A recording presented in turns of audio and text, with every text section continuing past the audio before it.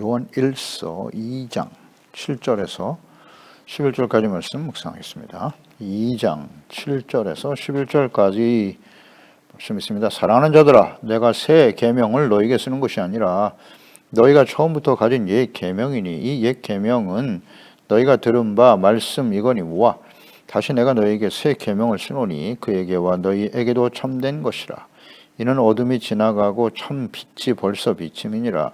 빛 가운데 있다 하면서 그 형제를 미워하는 자는 지금까지 어둠에 있는 자요, 그의 형제를 사랑하는 자는 빛 가운데 거하여 자기 속에 거리낌이 없으나 그의 형제를 미워하는 자는 어둠에 있고 또 어둠에 행하며 갈 곳을 알지 못하나니 이는 그 어둠이 그의 눈을 멀게 하였음이라. 아멘.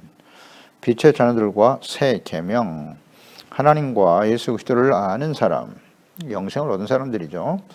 이들은 하나님의 뜻과 선과 악을 또 옳고 그름을 구별할 줄 아는 사람들이에요. 어둠 속에 있으면 그게 구분이 안 되지만 빛 가운데 나온 사람, 빛이신 예수 그리스도를 영접하고 빛이신 하나님의 말씀 안에서 살아가는 사람들은 구별할 수 있어요. 그러니까 예수 그리스도를 안다고 하는 사람들은 반드시 그의 계명을 지키게 되는 것입니다. 그런데 빛 가운데 거하고 빛이신 주님과 교제하며 살아간다고 하면서 빛이신 하나님의 말씀인 계명을 지키지 않는다? 그럼 거짓말하는 사람이라고 분명히 말씀하고 있죠. 계명을 지키지 않는 자들은 진리신 하나님의 말씀과 예수 그리스도가 그 안에 있지 않다. 하나님의 말씀과 빛이신 주님 품고 살면 빛 가운데 살아갈 수밖에 없는 거예요. 너무나 자연스러운 것입니다. 그리고 빛 가운데 드러나는 자신들의 죄악 때문에 애통해하고 슬퍼하고 안타까워하고 정말 민망하죠. 하나님 앞에, 그 말씀 앞에 서고 나면. 그래서 늘 돌이키고 새롭게 하고, 이것이 빛 가운데 빛이신 주님과 교제하는 사람이죠. 만난 사람이고, 하나님의 계명의 말씀 속에 있다면 마땅히예요. 너무나 당연하게 의와 거룩한 삶으로 나타날 수밖에 없고, 이 하나님의 계명은 뭐 이렇게 복잡하지 않아요. 하나님 사랑, 이웃 사랑으로 요약할 수 있는데, 하나님을 사랑하는 것이란 곧 이웃 사랑으로 구체화되는 것이다. 즉 이웃을 사랑하지 않으면 그것은 하나님을 사랑한다고 하는 건 거짓이다. 그러니까 예수님 안에서의 삶을, 그리스도 주님 안에서의 삶은 빛이신 주님과의 교제, 만남, 또 그분과 함께 동행하는 삶을 살아가는 것을 의미하죠. 그러니까 예수님 안에서의 삶이라는 것은 단순히 무슨 종교 생활을 한다, 신앙생활을 한다, 뭐 교회 안에 소속되어 있다, 이런 의미가 아니지요. 예수님께서 행하신 대로 행하는 거예요. 예수님이 하나님의 말씀에 십자가에 죽으시기까지 복종하고 순종하신 것처럼 주님의 말씀을 따르는 삶, 그것이 곧 예수님 안에서의 삶인 것이죠. 예수님 안에서의 삶은 곧 성령 안에서, 말씀 안에서의 삶으로 이어지는 거예요. 같은 의미입니다. 그러니까 예수님과 같이 하나님의 말씀을 온전히 순종해야 한다. 우리가 잘 묵상되었죠. 이어서 7절에 보면 새 계명과 옛 계명에 대해서 말씀하고 있네요. 사랑하는 자들아, 내가 새 계명을 너희에게 쓰는 것이 아니다. 너희가 처음부터 가진 옛 계명이다. 새 계명을 말하는 것이 아니다. 예수님께서는 새 계명에 대해서 말씀하셨죠. 새 계명. 근데 그 계명은 과거 하나님께서 모세를 통해서 시내 산에서 주셨던 옛 계명과 내용이 같습니다. 다르지 않아요. 구약 성경에 하셨던 하나님의 말씀과 예수께서 이 땅에 오셔서 하신 말씀이 다릅니까? 같습니다. 하나님의 뜻은 언제나 같아요.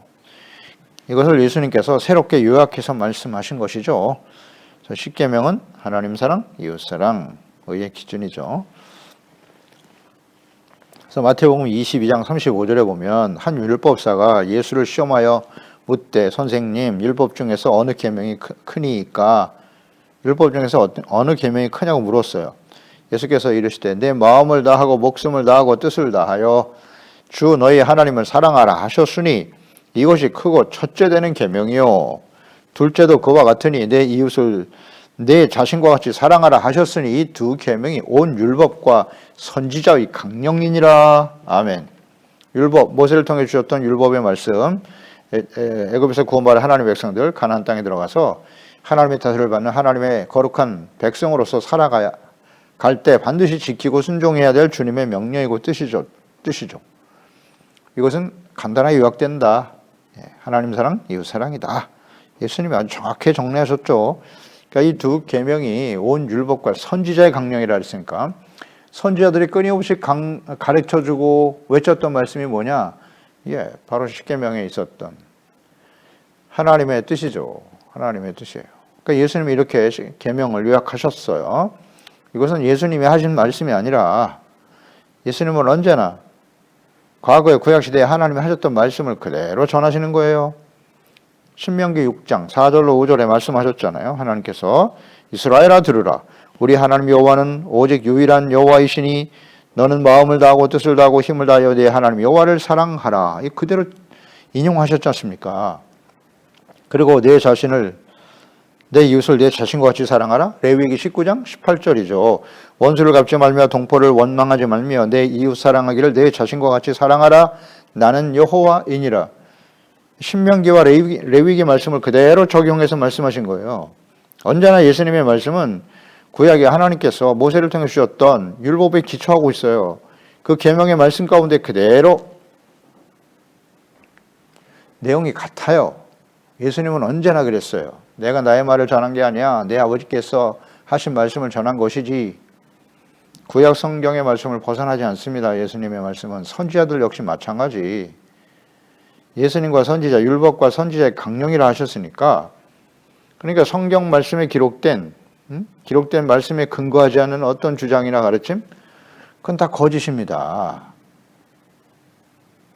성경 66권 이 안에 있는 이 하나님의 말씀, 계시 완전합니다. 다른 말을 할 필요가 없어요. 예수님, 하나님의 아들도 이렇게 정확하게 하나님의 말씀을 요약해서 인용하여 증거하고 계시잖아요. 그래서 예수님께서 요한복음 13장 33절에 34절 새 계명을 너에게 주노니 서로 사랑하라. 내가 너희를 사랑한 것 같이 너희도 서로 사랑하라. 보세요. 새 계명과 구약 성경에 주셨던 옛 계명이 다릅니까? 내용이. 핵심은 사랑이에요. 사랑. 하나님 사랑, 이웃 사랑. 그것을 실천하는 것이 뭐다? 의. 마땅히 실천해야 될 이치가 의란 말이에요. 의. 내용이 같죠. 다를 리가 있나. 이걸 예수님께서 요약해 놓으신 거죠. 그래서 처음부터 가진 옛 계명이었다. 그러니까 옛 계명과 새 계명은 모두 하나님께서 주신 진리의 말씀이고 하나님의 뜻이기 때문에 내용이 같습니다. 그러니까 예수님께서 산상수훈 말씀을 시작하실 때 계명에 대해서 분명히 가르쳐 주셨습니다. 마태복음 5장 17절 이하죠. 내가 율법이나 선지자를 폐하러 온 줄로 생각하지 말라. 폐하러 온 것이 아니요 완전하게 하려 함이라. 진실로 너에게 이르노니 천지가 없어지기 전에는 율법의 1.1획도 결코 없어지지 아니하고 다 이루리라. 20절에 내가 너에게 이르노니 너의 의가 서기관과 바리새인보다 더 낫지 못하면 결코 천국에 들어가지 못하리라. 결코란 말을 쓰셨어요. 천국에 못 들어간답니다. 서기관과 바리새인들 율법을 온전히 알고 지킨다고 하는 사람들이죠. 그들보다 의가 더 낫지 않으면 그랬어요. 그들은 외식하는 자들이었죠. 의라고 하는 것은 하나님의 말씀과 뜻을 온전히 지켜 순종하는 것인데 그 율법을 온전히 지켜 의에 이룰 수는 없도다. 그러니 예수님이 십자가에서 자신의 몸을 내어주심으로써 속죄제물, 화목제물이 되게 하시고 율법의 저주에서 우리를 속량해 주신 것이잖아요. 은혜로 죄사함 받고 용서받고 의롭다함을 얻게 하시는 그 의를 의미하는 거예요. 죄사함 받고 의롭다함을 얻게 되는 것인데, 그러나 21절에 예수님 옛사람에게 말한 바 살인하지 말라. 누구든지 살인하면 심판을 받게 되리라 하였다는 것을 너희가 들었으나, 그러니까 의에 대해서 강조하시면서 바로 21절부터 십계명에 대해서 주님께서 말씀하셨어요. 십계명을 다시 풀어서 바르게 하나님의 뜻을 가르쳐 주셨죠. 옛사람에게 옛 계명에 말하기를 살인하지 말라. 십계명 6계명에 바로 이와 같은 말씀 있잖아요. 살인하지 말라.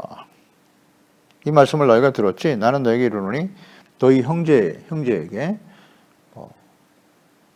라가라 하는 자, 어리석은 자라 하는 자, 이거 다 지옥불에 들어간다고. 아주 강력하게 말씀하셨죠. 그렇습니다. 처음 계명과 옛 계명과 새 계명이 다른 게 아니에요.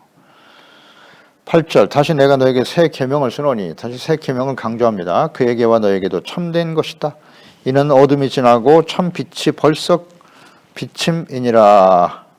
그에게와 너희에게도 구약의 성도들 혹은 신약을 예수 그리스도를 믿고 구원받은 성도들 뭐 그런 의미일 수도 있죠. 참 빛이 벌써 비쳤다. 그러니까 새 계명, 예수께서 말씀하신 새 계명을 중심으로 다시 강조하신다는 거예요. 그러니까 처음부터 하나님께서 주신 계명이지만 예수님께서 새롭게 정리해서 가르쳐 주신 대로 이 계명은 하나님 사랑, 이웃 사랑으로 구체화되는 것이다 라고 강조하면서 서로 사랑하라. 뭐 간단하잖아요. 서로 사랑하라. 이웃 사랑의 실천이 곧 하나님 사랑이고 율법을 온전히 이루는 것이다. 그래서 어둠이 지나가고 그랬어요. 참 빛이 벌써 비쳤다. 새 계명. 이 어둠이 지나갔다라는 의미는 이렇게 묵상하면 될 것 같아요. 과거에 이스라엘 백성들이 옛 계명을 온전히 순종하지 않음으로써 경험했던 죄악된 역사, 이게 어둠이 아닐까요? 그러니까 어둠 자체는 이제 죄악된 삶을 의미하는 것이지만 새 계명과 옛 계명과 연결해서 우리가 묵상해 볼 때 옛 계명은 하나님께서 시내산에서 모세를 통해 주셨던 계명이란 말이죠. 근데 그 계명을 그들이 온전히 지켰느냐? 그 역사를 우리가 돌이켜 볼 필요가 있다는 거예요. 그게 어둠의 역사였다는 거죠. 네, 그렇습니다. 민수기 15장 40절에 그리하여 너희가 내 모든 계명을 기억하고 행하면 너희의 하나님 앞에 거룩하리라. 계명을 지켜 순종하면 거룩한 자가 된다고 하셨고 신명기 5장 10절에도 나를 사랑하고 내 계명을 지키는 자에게는 천대까지 은혜를 베풀 것이다 라고 말씀하셨죠. 순종하라고. 신명기 28장에는 복과 저주에 대해서 분명히 말씀하셨죠. 지켜 순종할 때 받는 복이 어떠하며 이 말씀을 듣고 지켜 순종하지 않으면 임하게 될 저주가 어떠한가 자세히 기록하셨죠. 그런데 그 이후에 가나안 땅 정복하고 여호수아가 죽은 이후에 어떤 역사들이 일어났나를 생각해 보세요. 여호수아가 죽고 나니까 그들은 즉시 하나님과 계명, 율법의 말씀을 버렸고 성전에서의 제사가 사라져 버렸죠. 그래서 사사시대를 맞이하게 되는 것이고 그 이후에 사무엘 마지막 사사죠. 사무엘 시대는 우리 하나님이 우리를 다스리는 것보다 사람이 왕이 되어 우리를 다스리게 해주세요. 그래서 시작된 사울 왕 어떻게 됐나요? 북이스라엘과 남유다로 나뉘더니 북이스라엘은 아수르에 의해서 유다는 바벨론에 의해서 완전히 멸망을 당하더라. 이게 역사잖아요. 이게 어둠의 역사라고요. 그들이 바벨론에 의해서 멸망을 당한 70년 동안 시련과 연단, 징계 시간을 지나게 되는데 이제 예루살렘이 다시 회복될 것을 주님 말씀하셨고 그 일에 쓰임 받았던 사람 중에 하나가 이제 느헤미야 아니겠습니까?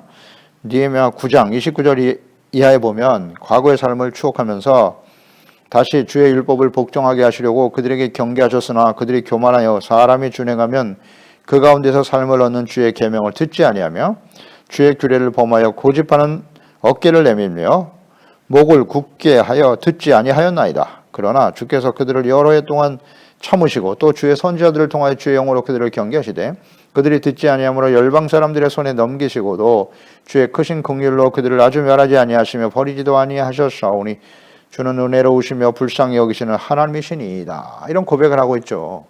왜 바벨론에 포로되어 고통받고 살아가게 되었는가?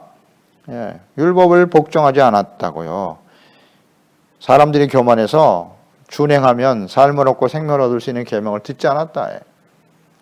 이것이 과거 하나님의 언약의 백성들의 역사였다. 이게 바로 어둠이잖아요. 계명을 지켜 행하지 못하기 때문에 어둠이 찾아왔다. 돌이키지 않았죠. 하나님께서 선지자들을 끊임없이 보내시고 돌아올 수 있는 기회를 주셨지만 돌이키지 않았죠. 이런 것이 바로 고범죄예요. 고범죄. 짐짓죄.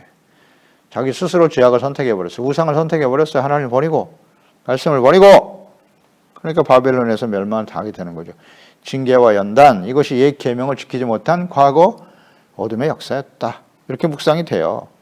그리고 그 이후에 이제 예루살렘을 회복시켜 주셨죠. 그러나 어떻게 됐나요? 또다시 하나님을 버리고 어둠 속에 살아가는 하나님의 백성들. 그러니까 율법의 완성이신 하나님의 아들 예수 그리스도를 이제 보내주신 거예요. 십자가를 통해서 사랑을 완전히 보여주셨다. 이게 바로 새 계명입니다. 율법을 사랑으로 완성하신 거예요. 예수님의 십자가의 사랑. 로마서 5장 8절 우리가 아직 죄인 되었을 때 그리스도께서 우리를 위하여 죽으심으로 하나님께서 우리에 대한 자기의 사랑을 확증해 주셨나니라. 아멘. 십자가를 통해서 예수님을 통해서 사랑으로 완성하셨죠. 이게 바로 새 계명인 것입니다. 그리스도를 통해서 가르쳐주신 새 계명, 서로 사랑하라. 어렵지 않죠. 아주 단순 명료합니다. 주님의 계명, 주님의 뜻은. 그래서 9절에 빛 가운데 있다면서 그 형제를 미워하는 자는 지금까지 어둠에 있는 자다. 아직도 어둠, 죄악 가운데 있다. 그러니까 우리가 예수 믿기 이전과 이후 이렇게 볼 수도 있겠죠. 어둠과 빛. 그 이전에는 철저하게 자기 중심으로 살았죠. 자기 중심으로 살았잖아요. 우리가 예수 그리스도를 믿기 전에 그 어둠 속에서 자신의 욕망에 이끌려 오직 자신의 이익만을 위해서 살았지 않나요? 네.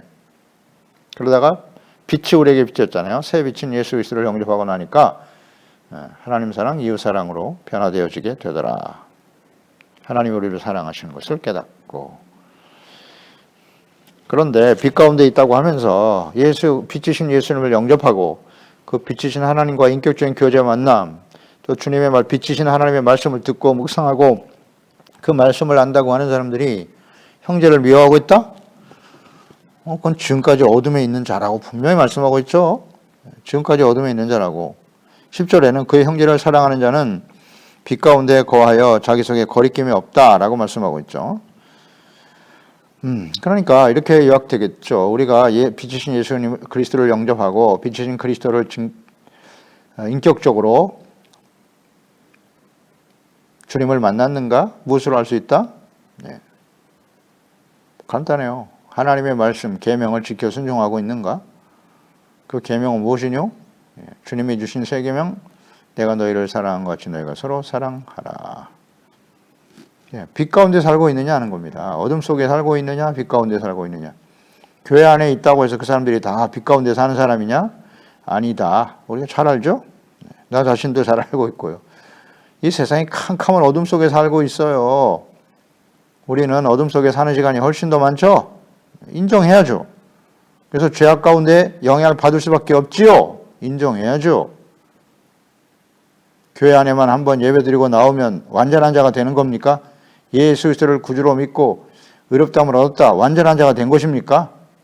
아니라고요. 갓난 어린아이예요. 거듭났단 말이에요. 이제 끊임없이 말씀으로 양육을 받고 경건의 삶을 통해서 훈련을 받고 그리스도인으로 예수님의 제자로 거룩한 하나님의 자녀로 성장해 가는 것이죠. 그러나 세상은 만만치 않죠. 근데 뭐 복잡하지 않아요. 이 계명을 간단하게 요약했어요. 하나님 사랑, 이웃 사랑인데 내가 너희를 사랑한 것 같이 그랬잖아요. 십자가에서 자신의 몸을 내어주시기까지 사랑하신 그 주님의 사랑 같이 너희도 서로 사랑하라고. 이것만 실천하면 이것이 곧 율법이요 선지자의 강령이라고 예수님께서 하신 말씀이니까요. 그러니까 형제를 미워한다? 이건 아직도 어둠 속에 있는 겁니다. 죄 가운데 살아가고 있다는 것입니다. 아멘. 인정해야 합니다. 이게 주님의 말씀이지 않습니까? 예배를 많이 드리고 하나님 말씀을 많이 알고 하나님의 말씀을 가르치는 목사고 재직이고 그런 게 중요한 게 아니에요. 하나님의 말씀 우리가 다 알고 순종하기가 참 어렵죠. 다 알지 못하더라도 빛이신 주님이 우리 안에 들어오면 죄를 버리게 되고 진실한 마음으로 형제와 이웃을 사랑하게 돼요. 자연스러운 것입니다. 이거는 막 어떻게 노력해서 되는 게 아니고 빛이신 주님의 사랑이 우리 가운데 밀려 들어오면요. 그 은혜가 너무너무 감사하기 때문에 과거에 우리가 다 어둠 속에 살았잖아요. 죄악 가운데 살았지 않습니까? 그 사람이 완전하지 못하죠. 그냥 서로 이해하게 되는 거예요.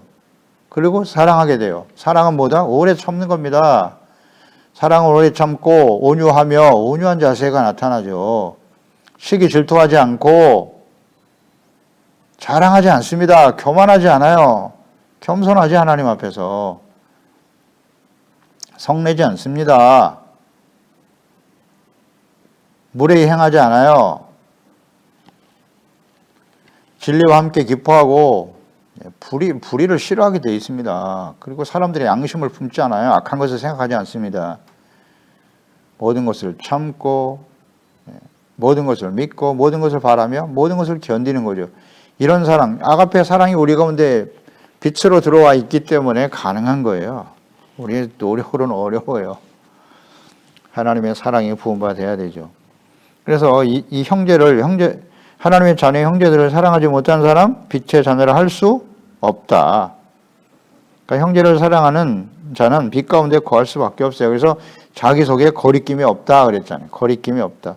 이 거리낌이라고 하는 단어가 헬라어의 스칸달론이거든요. 스칸달론이란 말은 걸려 넘어지게 하는 장애물을 의미하는 거예요. 함정, 죄로 이끄는 유혹, 이것이 스칸달론, 거리낌이란 단어거든요. 그러니까 이 스칸달론은 이 거리낌, 장애물, 이것은 영원한 파멸과 관련되어 있기 때문에 매우 중요한 의미를 가지게 돼요. 그러니까 형제를 사랑하는 사람은 마음속에 스칼달론이 없다고요. 자기 스스로 혹은 사람들을 죄를 짓도록 미혹하거나 걸려 넘어지게 하는 일이 없다라는 거죠.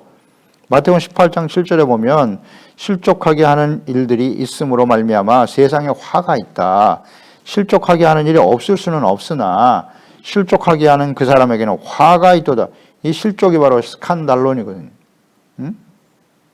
실족하게 하는 자가 없을 수는 없다, 세상에는. 당연하지요. 그 안에 하나님이 없는 사람들. 그런데 실족하고 넘어지고 미혹에 걸려 죄악 가운데 살아가게 하는 사람은 화가 있다. 이 화라는 건 뭐예요? 종말론적인 경고잖아요.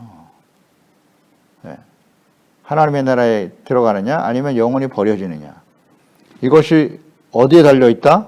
예. 이웃 사랑을 실천하면 그것은 진정한 하나님의 자녀라 할 수 있으나 빛의 자녀라 할 수 있으나 하나님의 자녀로 가면서 그리스도인이라고 하는 모습을 갖고 있으면서 이웃 사랑을 실천하지 못하고 형제들 간에 서로 미워하고 다투고 싸우고 있다. 스칸달론이에요. 이거는 거리낌이 있는 겁니다. 그래서 자기 자신도 걸려 넘어지고 더 나가서 서로 싸우고 있는 그리스도인들의 모습을 보면 주변에 있는 사람들에게 스칸달론이 되는 거예요. 장애물이 되어 실족하게 넘어지게 만든단 말이죠. 예수 그리스도를 믿고 구원받아야 될 사람들을 영원한 멸망으로 화로 이끌어가는 거예요.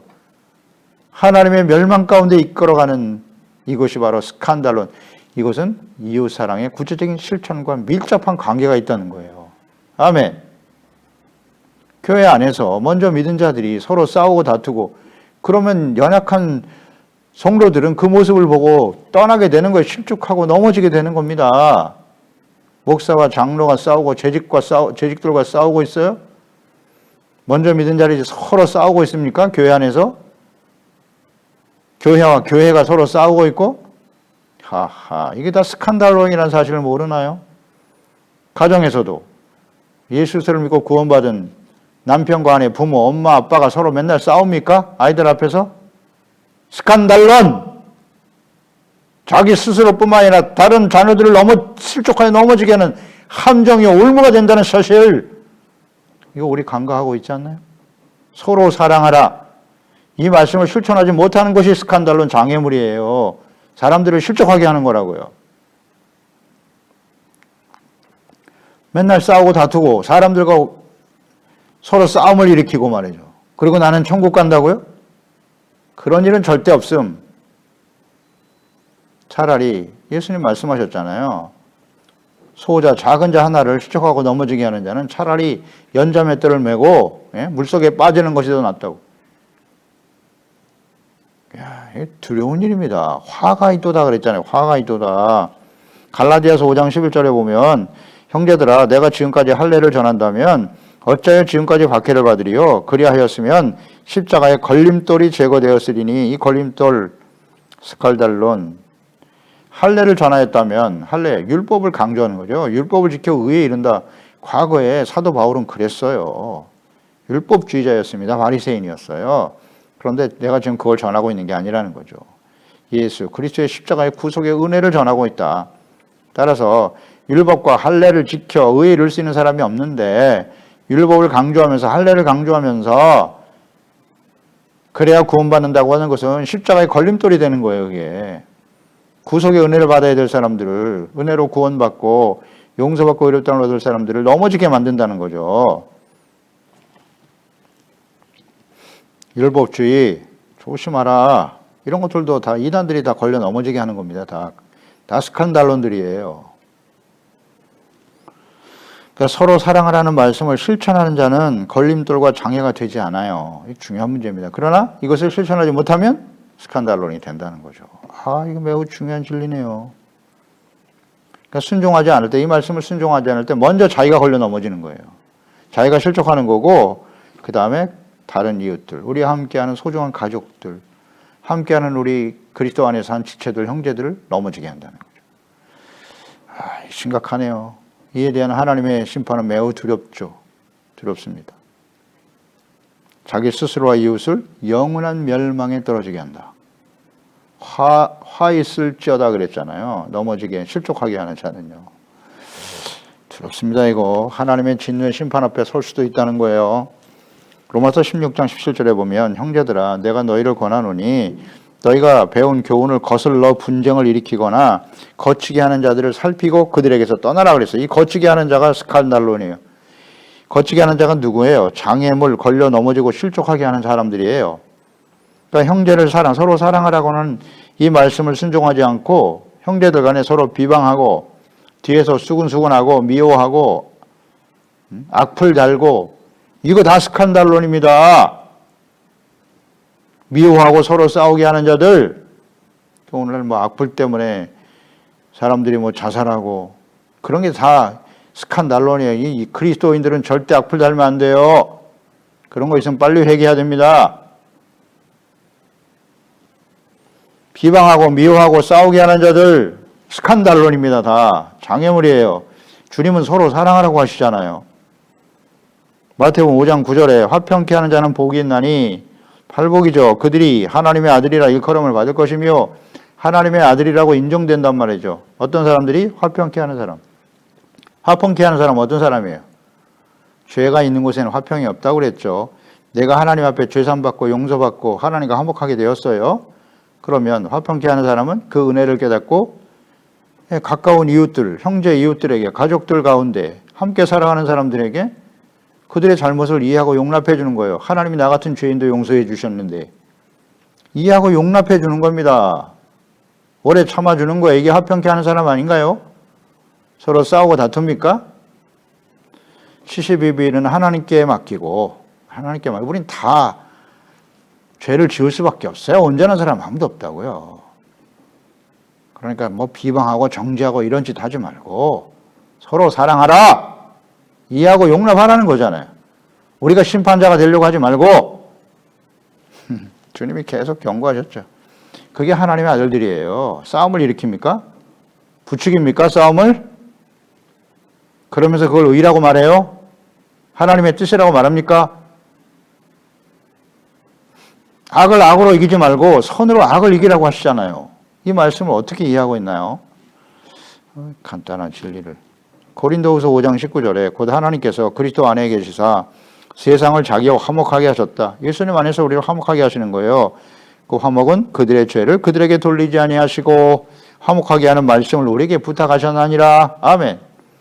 예수 그리스도의 십자가를 통해서 우리의 죄를 용서해 주심으로 하나님과 화목하게 하셨죠. 그 다음에 이 화목하게 하는 직분을 우리에게 주셨단 말이에요.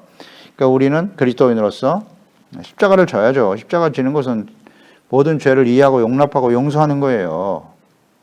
그게 화평케 하는 길이죠. 부탁하셨다고요. 근데 서로 싸움을 부추깁니까? 이거 다 가짜입니다. 가짜예요. 성령의 열매는 뭐다? 사랑, 희락, 화평입니다. 로마서 14장 17절 하나님의 나라는 먹고 마시는 데 있지 않고 성령 안에서 의와 평안과 기쁨이다. 의가 있는 곳에 평화가 있죠. 기쁨이 찾아오는 것이지. 어렵지 않은데요. 성령의 열매가 아닌 것은 다 육체의 열매입니다. 나와 다른 사람을 다 싸워 물리치고 전쟁을 통해서 평화를 얻자? 이게 무슨 거짓입니다. 예수님 그렇게 하시지 않았어요. 11절에 그 형제를 미워하는 자는 어둠에 있다 그러잖아요. 어둠에 있고, 정확하죠. 또 어둠에 행하며 갈 곳을 알지 못하나니, 모르죠. 하나님의 뜻을 모르니까. 이는 그 어둠이 그의 눈을 멀게 했다. 죄악의 어둠 때문에 눈이 멀어서 형제를 미워하는 자는 어둠 속에 있다는 거 잘 생각해야 합니다. 소경이에요, 소경. 어둠에 있다는 건 소경이죠. 빛이 들어와야 보이는 건데 빛을 알지 못하고 어두운 죄악 가운데 살아가는 자들 영적 소경이다. 서로 사랑하라. 이 말씀이 얼마나 중요한지.